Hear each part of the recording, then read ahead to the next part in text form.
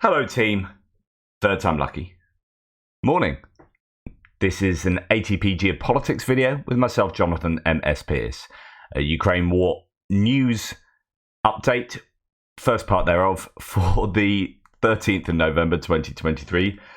My brain can't produce words in a sensible order that appear to be cogent for the general public. So apologies about that. See how I get on. Right, we'll go to where I normally start. Ukrainian general staff figures for the Russian losses for the day before. All the usual caveats apply. You can find them in the description to this video below. Okay, 800 personnel loss. That's still pretty high. It's not as high as it was yesterday. We had a bit of a spike yesterday, both in terms of personnel lost and equipment. Actually, it's dropped right down in pretty much all the categories, even though 800 is still a high number, and it's towards the higher end of what we've seen in the range since, I guess, May, since the Ukrainian counter-offensive started back then, irrespective of where you think that is now. This could well be because it's Monday and yesterday was Sunday, and sometimes there is a bit of a blip in terms of accumulation of stats at the weekend, but not all the time, so it's a bit weird.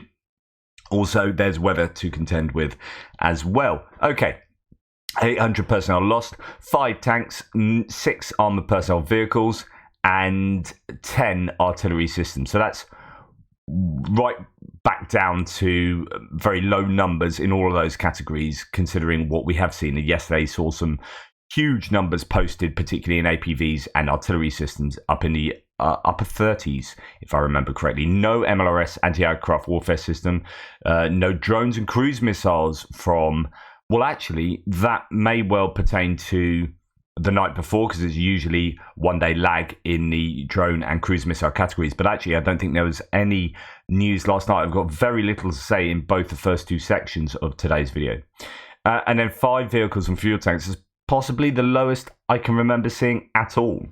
And then 1 piece of special equipment. So that is a really low set of stats apart from the personnel. So that I think that must indicate that there are still some heavy losses for the Russians, heavy activity in certain areas. I've seen lots of drone footage of drones taking out people in the Avdiivka area, so that's at least drone active for the Ukrainians around there, as well as activities taking place in the Kherson area, and we'll talk about that a little bit in the other bits and pieces segment in a wee while. Right, okay, we'll go to Andrew Perpetua, the mapper, who gives us a really good overview of visually confirmed losses seen on the socials. But I did talk yesterday about how there will be a sort of selection bias in terms of, I don't know if it's quite selection bias, but it was skewed towards drone losses as a result of drones, so first person view, loitering munitions, as well as drone dropped IEDs, taking out equipment, because they will always have a spotted drone pretty much, or if they don't have a spotted drone, they have on board, first person view footage that can be shared, whereas you don't always get footage showing every artillery strike or Gimler's strike or whatever, but you can often come across evidence of the destroyed vehicles afterwards, but often not. And so therefore there are other losses outside of these that won't be visually confirmed. Okay, anyway, you can see that the ratio is firmly in favor of the Ukrainians at about a 4, maybe 5-to-1 ratio here of Russian losses to Ukrainian losses. The Ukrainian losses, there is a recovery vehicle, the Bergenpanzer 3, which is a shame. Those are pretty useful. They need lots of those. And then we've got a drone, so not too worried about that, although that will indicate a larger drone, D20 and another howitzer, and then a Max Pro MRAP, so nothing too much to write home about, apart from maybe that recovery vehicle. When we look at the Russian losses, you've got a Ural with a ZU-23-2, so that's a truck with an autocannon on the back, so it's not the highest value. In fact, it's probably the lowest value air defense you can get. Electronic warfare system, a Svet QEW, not very many of those have been seen destroyed, so that is pretty useful for the Ukrainians there. A couple of bits of artillery, a Pion, it's a fairly big bit of kit, and then a number of tanks, T-72s, T-80, then normal range of infantry fighting vehicles, and then trucks and an APC. So Not crazy high value stuff, but certainly the Russians losing a lot more than the Ukrainians, and that's more painful for the Russians than for the Ukrainians, and that's what the Ukrainians need. If the Ukrainians are to prevail in this war, both in terms of personnel and equipment losses, they need to keep the ratios like this up every single day. This is what they need. This isn't suddenly whoa, this is amazing. This is the bread and butter of what the Ukrainians need to prevail. The Russians have a huge advantage in terms of equipment and personnel, and the Ukrainians need to have these ratios in order to do the required kind of calculus to get a win at the end of the day. All right, this came from a couple of days ago, but I missed it. Anton Gerashchenko in occupied Berdyansk. Thanks to my mate Andy for sending this to me. In occupied Berdyansk, a Russian commander shot dead a Russian soldier in front of his comrades. According to the soldiers, the murdered man was, quote, an ordinary, decent man, and a reason for the shooting, the commander said, was an alleged insult. Commander shot the soldier 5 times, 1 in the head, 4 in the chest. Just incredible. And you've got the account there of what happened. A lack of accountability seems to be prevalent in the Russian army quite often, and then a lack of value for human life for their own soldiers.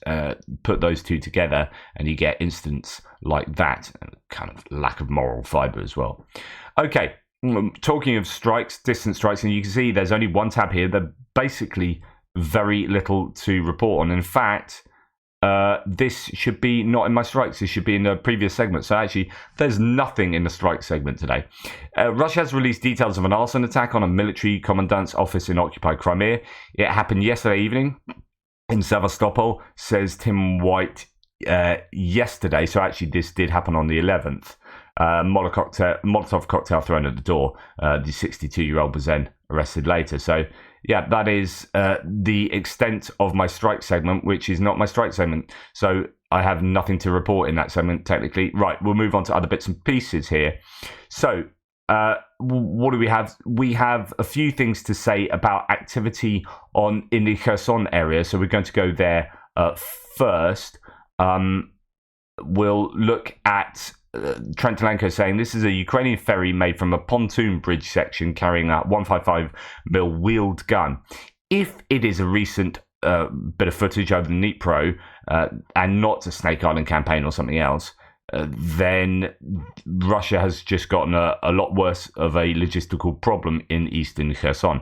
So this is what happens quite a lot at the moment, is you see footage like this and you're never quite sure. Like, it doesn't look like old footage, as in no one says, oh, I've seen this before. So it does look like new footage. You're trying to look at the foliage, trying to look at the conditions, and also what you can see in terms of, is this the river? Does this look like Dnipro? If this is over Dnipro, then that's significant. They're getting a bit of artillery across, or at least up the river. It could be really good news, or it could just be a random bit of footage that people are attributing to Dnipro. I'm also going to show you this before I actually go on to that one. So this is some fighting in a forest area southwest of Krinky. I won't show you that video, but you can check it out in the description below. Fighting in the forest area southwest of Krinky, leading to the M14 highway. So just to let you know, here we have Krinky, and we have the forest area here and the M14 highway, which is not presently shown but is now just below that, and that's where the Ukrainians are pushing toward.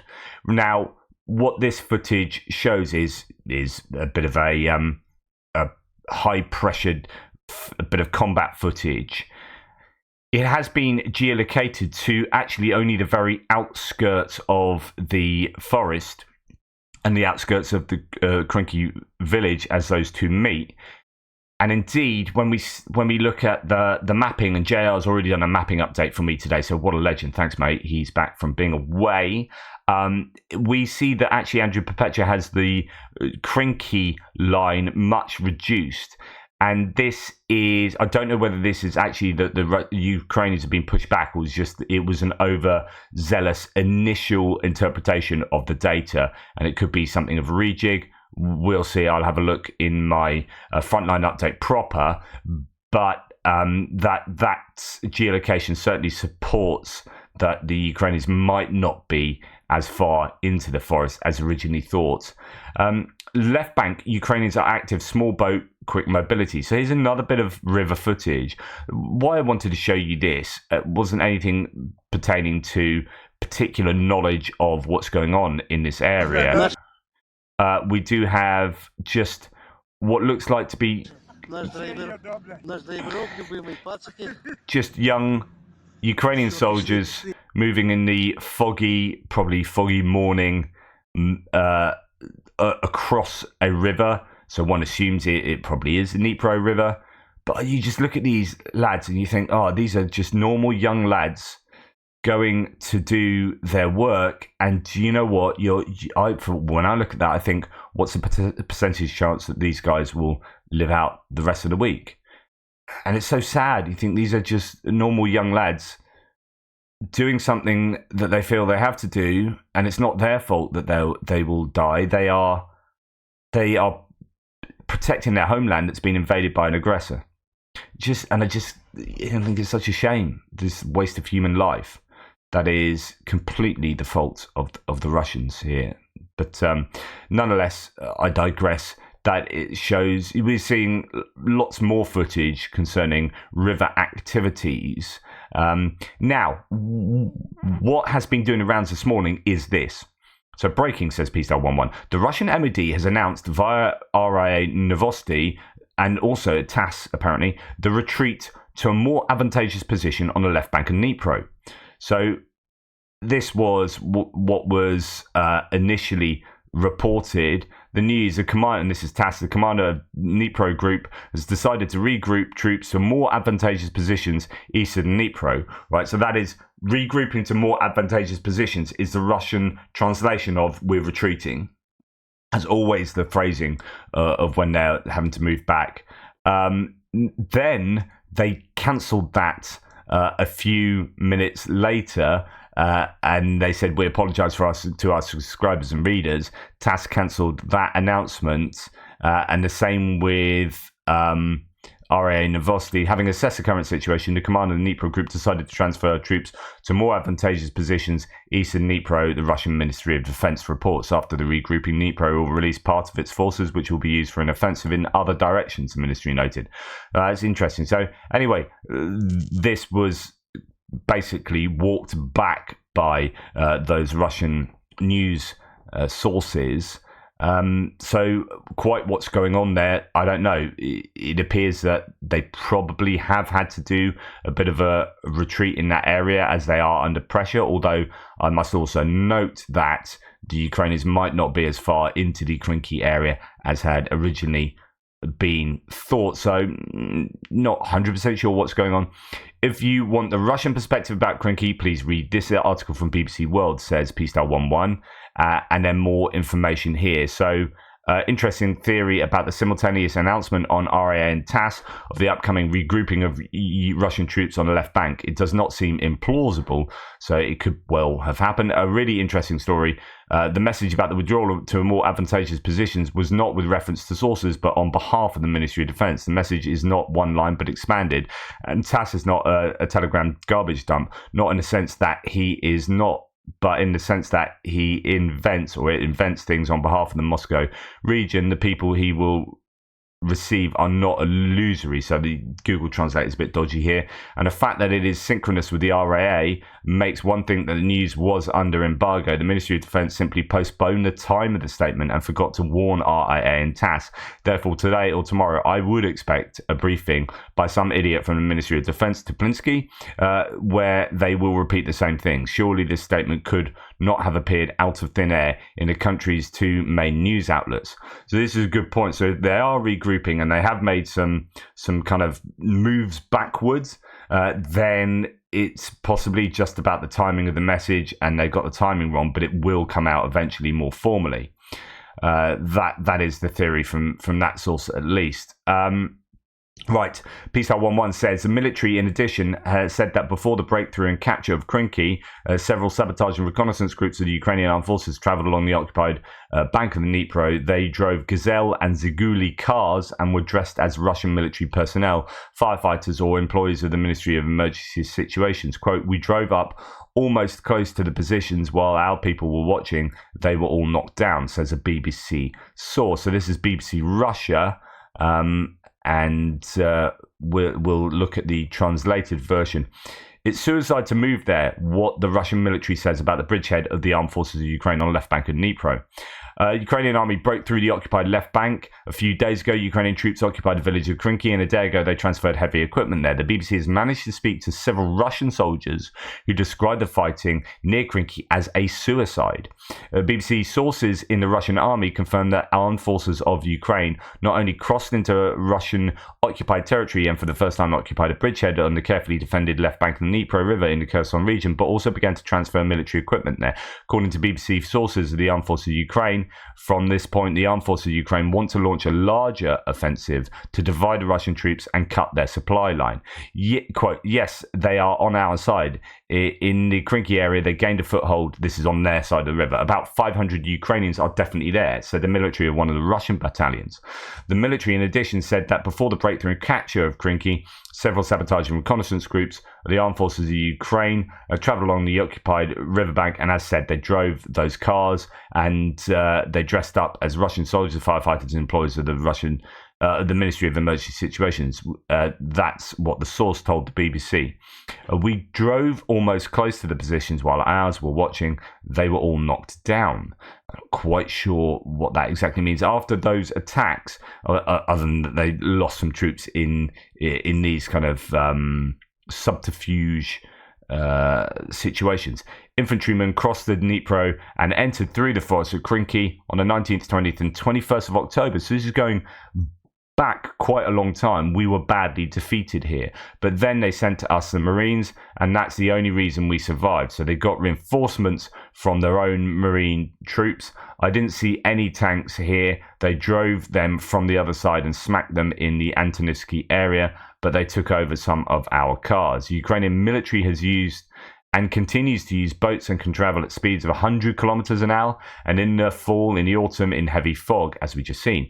It is difficult to track them, says one of the soldiers. The armed forces of Ukraine also use helicopters, which operating in the area left bank flew very low and fired back at the positions of the Russians with unguided missiles and then flew back. Several people have already been taken prisoner, says this source. Our commander and all of his deputies have disappeared. We are in a difficult situation. 2 of our companies were laid down during the night. The Ukrainians have entrenched themselves on our side of the Krinky area, and we cannot dislodge them from there yet. We are on duty not day after day, but all the time without replacements. There are no people. Plus, everyone is afraid. A week ago, the Russian military's radios were taken away for reflashing, and they fought without communication for 6 days. Quote, "We've been acting as we decide for 6 days, blindfold. Now everything has calmed down a little, but everything is moving around here. The dugout is throwing." It's Google Translate there is a bit dodgy. So on and so forth. I mean, there's a lot to talk about in it. It's a big old article, this, but I'll link this below because I think it is worth reading at length. There's just an awful lot going on in this Krinky area, even if we aren't exactly sure where the Ukrainians are in that area, and it is being redrawn a little bit. This, as I've said previously, this I think is a really positive frontline area for the Ukrainians, as the Russians are struggling to get reinforcements there to the degree that they need. Now, the ISW, on a slightly different note, has said Ukraine intensifies attacks on Russia's rear. Ukraine has been intensifying attacks on Russian military, logistics, and other high-profile targets in rear areas in occupied Ukraine and Russia. US-based think tank Institute for the Study of Wars stated in its latest assessment. At least 3 Russian officers were reportedly killed in Melitopol by an explosion orchestrated by a local pro-Ukrainian resistance group. The Ukrainian military intelligence has said. A day earlier, the HUR said that an attack by Ukrainian surface drones sank 2 Russian high-speed landing craft off occupied Crimea. Other recently reported attacks included the killing of a Moscow-installed proxy official and former military commander Mikhail Filipenko. Filipenko, in occupied Luhansk, or the rocket strike on occupied Skadovsk that allegedly eliminated several high-ranking Russian officers. Ukraine's also been targeting Russian targets in occupied Crimea and Black Sea region at least since the summer, leading to a functional defeat of Russia's Black Sea Fleet, according to the UK Ministry of Defence. And that was the idea that the Black Sea Fleet has largely left Sevastopol and moved to Novorossiysk, which means that they've, as I mentioned here, functionally defeated by point of fact, they can't do what they want in the region that they want to do it. It means also that, they can still operate, but they are operating much to the east of, in fact, let's look at the map here, over here. So you've got Sevastopol, and operating out of there means that they can, hit targets much closer if they're using cruise missiles. Of course, I guess it doesn't matter too much where they're sending them from, in terms of it depends on their range. You are adding a couple of hundred. Let's have a look, actually. Let's measure it. So, the distance from there to there, you are adding another 400 kilometers actually of range. So that will affect what you can strike. Now, obviously, they can move up into the Azov Sea, still, one would assume, and get closer to Ukrainian territory from there. So, yeah, I guess it depends how you define, functionally defeat. They are still in existence by and large. They have lost some ships, of course. There was that one in the Kerch shipyard that was taken out, but generally their fleet still exists, but it exists much further over to the east. Right, just finally, it says, Washington Post reported on the 23rd of October, citing undisclosed official sources, that Ukraine's security service and HUR were allegedly behind dozens of assassinations against Russian targets since February 2022, including the Russian Navy officer Stanislav Razhitsky in Krasnodar. So he was out jogging. He was the former commander, I think, of one of the submarines that released cruise missiles. And yeah, he was assassinated. And then Russian military blogger Vladimir Tatarsky was killed in St. Petersburg by that statuette that he was given as a present that blew up.